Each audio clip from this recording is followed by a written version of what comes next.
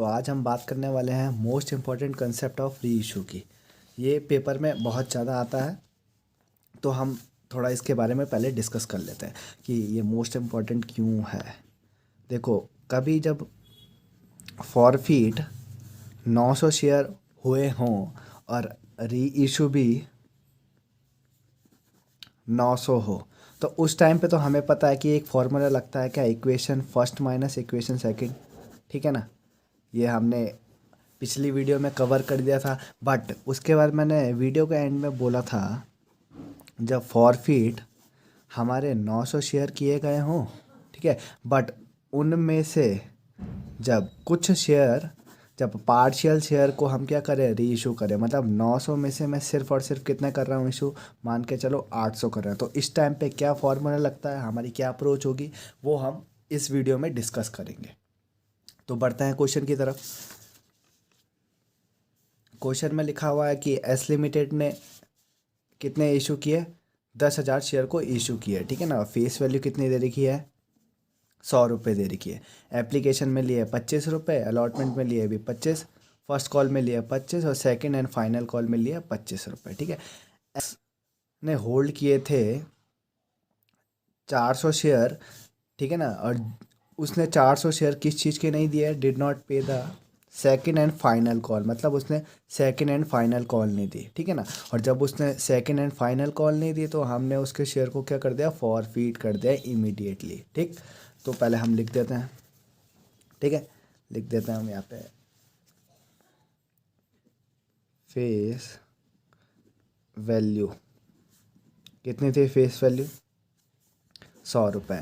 100 रुपये में से हमने 25 रुपये तो एप्लीकेशन में दिए, अलॉटमेंट में भी 25 दिए और फर्स्ट कॉल में भी 25 दिए और सेकंड एंड फाइनल कॉल में भी 25 दिए। ठीक है, सेकंड एंड फाइनल कॉल में भी 25 दिए। ठीक, तो क्या बोला क्वेश्चन ने कि उसने सारी कॉल दे दी थी, बट कौन सी वाली नहीं दी थी,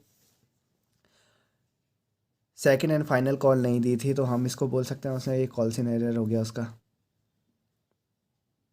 ठीक है, तो बाकी मतलब ये सब दिया होगा उसने, ये सब दिया होगा तो मैं पेड अप बोल सकता हूँ उनको।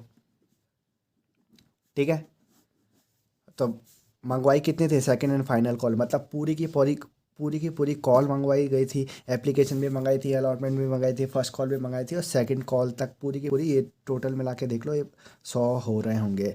तो मतलब ये पूरी कॉल मंगाई गई है, तो मैं कॉल्ड अप क्या बोलूँगा, कॉल्ड अप हमारा कितना हो जाएगा, 100 हो जाएगा। ठीक, 100 रुपये हमारे कॉल्ड अप हो जाएंगे। ठीक है, कॉल्ड अप हो गए। तो आ जाओ, तो बढ़ते हैं सोल्यूशन की तरफ। तो क्वेश्चन में लिखा हुआ था कि उसने सेकंड कॉल के 400 शेयर नहीं दिए, सेकंड एंड फाइनल कॉल के, और हमने उसके बाद उसके शेयर को क्या कर दिया, फॉरफीट कर दिया। तो फॉरफीट की एंट्री बनाते हैं। Share capital account debit, SPR आएगा, बिल्कुल नहीं आएगा क्योंकि एसपीआर तो कहीं गिवन ही नहीं है। Two share forfeit two call scenario, call scenario किस किस कॉल का है भाई, लिख देता हूँ मैं, सेकंड एंड फाइनल कॉल। ठीक है, कितने रुपए नहीं दिए थे, 25 रुपये नहीं दिए, शेयर कितने थे, 400 शेयर थे। ठीक है, फॉरफिट में हम पेड अप वाली लिखते हैं, यहाँ पे हम लिख देता हूँ मैं तुम्हारे लिए पेड अप। ठीक है, पेड अप कितना है, 25 25 25 75, 75 इंटू 400 शेयर के लिए। ठीक है ना, इतने उसने पे किए थे उसने। ठीक है, पे किए थे, और बाकी क्या था, शेयर कैपिटल में कौन सी वाली आती है अमाउंट, कॉल्ड अप वाली। ठीक है, कॉल्ड अप कितना है भाई, 100 रुपये इंटू 400, यहाँ पे आ जाएगा आपका 40,000। ठीक है, और यहाँ पे आ जाएगा आपका 30,000। ठीक है, और बाकी यहाँ पे आ जाएगा आपका 10,000। ठीक है, ये हमारी किस चीज़ की बनी, ये हमारी बनी अभी फॉर फीचर की एंट्री। ठीक है, share capital account debit to share forfeit to second and final call, या फिर इसको लिख सकते हो तुम कॉल सिनेरियर। ठीक है, यहाँ तक तो सेम बनती है एंट्री, बट इसके बाद अब रीइशू के टाइम की बात करते हैं हम। तो रीइशू की एंट्री बनाते हैं। रीइशू की एंट्री बनती है, फिर से रीइशू कर रहा हूँ मैं, जब share bank account debit to share capital होगा, ठीक है, शेयर कैपिटल होगा। क्वेश्चन में क्या दिया था, यहाँ पे बोला था क्वेश्चन में कि जो 400 शेयर थे, जो 400 शेयर थे, 400 शेयर में से सिर्फ और सिर्फ कितने शेयर री इशू हुए? 200 शेयर री इशू हुए। जब 200 शेयर री इशू है तो मैं बोल सकता हूँ ये पार्शियल का केस है, कि जब पार्शियली जब हम री इशू करते हैं शेयर्स को, ठीक है। 400 शेयर से फॉरफिट किए हुए, मतलब कैंसिल किए, तो हमने 400 किए थे, बट हमने 200 ही अलॉट किया दोबारा से, मतलब री इशू दोबारा से हमने इतना ही किया, ठीक है। उसके बाद लिखा हुआ are issued as fully paid up at the rate 50 per share, ठीक है। मैंने पिछली वीडियो में बताया था फुल्ली पेड अप बैंक में आता है, ठीक है ना, और शेयर कैपिटल में पहले तो हम पेड अप कैपिटल ढूंढेंगे, जो पेड अप ना लिखा हो तो हम किसको लेते हैं? कॉल्ड अप को लेते हैं। तो यहाँ पेड अप कहीं पे भी गिवन नहीं है, तो मैं यहाँ पे लिख देता हूँ एक बार तुम्हारे लिए। पहले तो हम पेड अप देखेंगे, पेड अप कैपिटल होगी कहीं पे गिवन, तो ठीक, पेड अप तो कहीं पे गिवन नहीं है, तो हम कॉल्ड अप को, ठीक है। और बैंक वाले में क्या आता है? फुल्ली पेड अप आता है, फुल्ली पेड अप, ठीक है। कितने हैं फुल्ली पेड अप? उसने बोला कि 50 पर शेयर की तरह से, मतलब 50 पर शेयर दिए उसने, ठीक है ना, फुल्ली पेड अप। तो मैं लिख सकता हूँ यहाँ पे 200 इंटू 50 लिख दो, 10,000 आ जाएगा, ठीक है। यहाँ पे क्वेश्चन में देखो, क्वेश्चन में कहीं पे भी पेड अप गिवन है? पेड अप कहीं पे भी नहीं गिवन है, तो हम जो कॉल्ड अप मनी है, फेस वैल्यू है, हम उसी को, ठीक है। कितनी है कॉल्ड अप? 100 रुपये, तो 100 इंटू करेंगे यहाँ पे, 100 इंटू 200, ठीक है। 200 क्यों किया? क्योंकि इतने री इशू हो रहा है, तो कितना आ जाएगा? 20,000 आ जाएगा। तो कमी कहाँ साइड आ रही है? डेबिट या क्रेडिट? डेबिट साइड आ रही है, तो डेबिट साइड आ रही है, तो ये पक्का डिस्काउंट वाला केस है। तो हम डिस्काउंट ना लिखते हुए हम यहाँ पे क्या लिखते हैं? फॉर फीचर, ठीक है, अकाउंट डेबिट। कितने की कमी आ रही है? 10,000 की कमी आ रही है, ठीक है।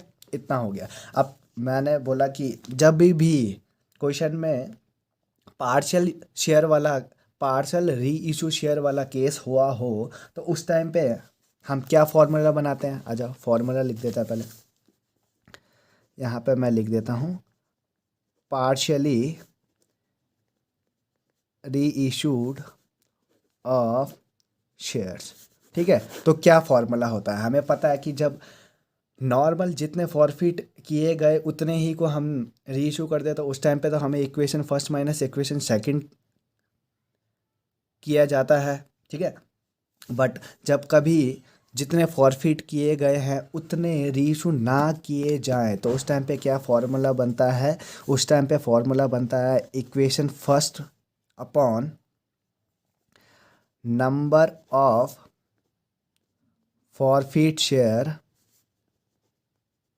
ठीक है, इनटू नंबर ऑफ री issue share minus equation second. अब पूछो इक्वेशन फर्स्ट कहाँ से आई, इक्वेशन सेकंड कहाँ से आई? इक्वेशन फर्स्ट मैंने पिछली वीडियो में बता दिया था कि किसको बोलते हैं हम इक्वेशन फर्स्ट, और इक्वेशन सेकंड हम किसको बोलते हैं, ये भी मैंने पिछली वीडियो में बता दिया था। लो फिर भी आ जाओ, यहाँ पे देख लेते हैं ये कौन सी एंट्री है। ये है हमारी फॉरफिट की एंट्री। फॉरफिट की एंट्री है, तो मैंने बताया था शेयर फॉरफिट को हम क्या मानते हैं? इक्वेशन फर्स्ट मानते हैं। तो मैं बोल सकता हूँ कि 30,000 को मैं क्या बोलूँगा? इक्वेशन फर्स्ट बोलूँगा, ठीक है।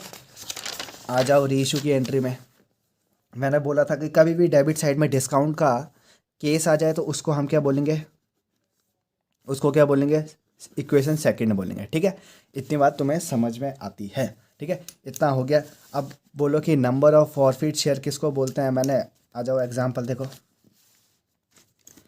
मान के चलो कि ये 4 जो शेयर है मैंने इनको फॉरफिट कर दिया। फॉरफिट का मतलब मैंने कैंसिल कर दिया, मतलब मैंने उन शेयर होल्डर से इसकी पावर छीन ली है, ठीक है, अपने शेयर वापस ले लिए अब कंपनी में, ठीक है।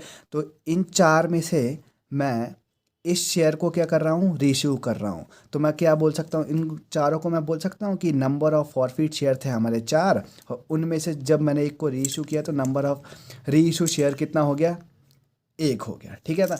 उसी तरह से यहाँ पे क्वेश्चन में गिवन होता है, क्वेश्चन में भी देख लो भाई, नंबर ऑफ फॉरफिट शेयर हम बोल सकते हैं 400 होगा, ठीक है, और नंबर ऑफ री इशू शेयर मैं बोल सकता हूँ 200 होगा, राइट राइट, ठीक है।